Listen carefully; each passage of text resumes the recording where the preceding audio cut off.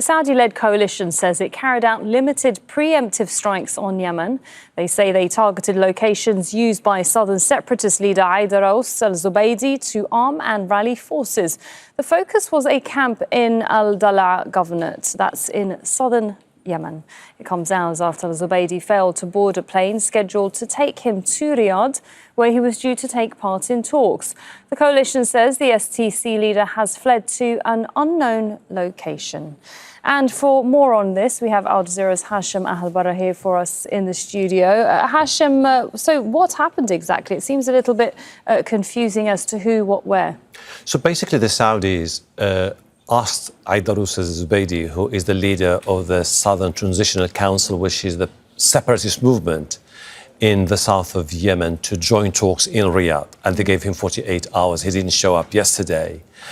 And they monitored armed factions relocating in different parts of the south, particularly around al-Dala, which is the hometown of al-Zubaidi, which could be an indication that he was trying to stage a military comeback and launch a surprise attack against Aden. And this is why they targeted his troops in al-Dala. Why today is significant?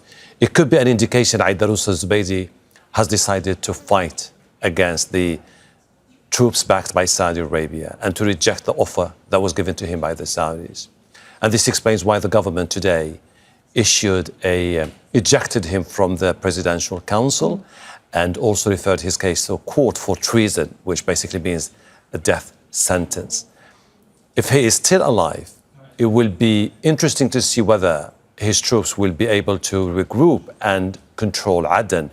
They remain largely, they cannot match Saudi air superiority, but he has thousands of elite troops operating across the south. And of course, if you can just remind us as to how we got here in the first place, it's been a very eventful week so far in Yemen, hasn't it? Zubaidi is a man who came to power when he was governor of Aden, and then he joined the government of Hadramout Mansour Hadi.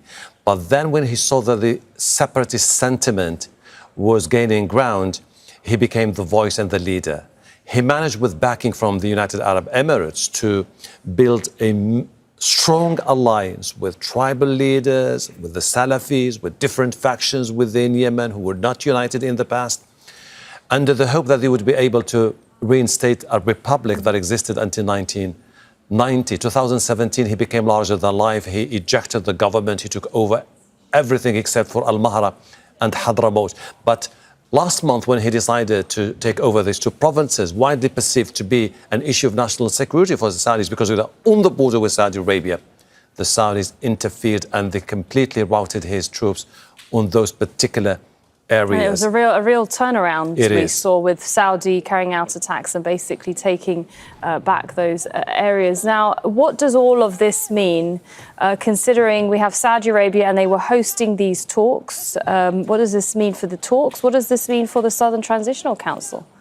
If Aidarous al-Zubaidi had showed up yesterday at Riyadh, it would be the biggest diplomatic breakthrough for Saudi Arabia. The head of the separatist movement would be sitting around the same table with different leaders in Yemen to negotiate a roadmap for the future.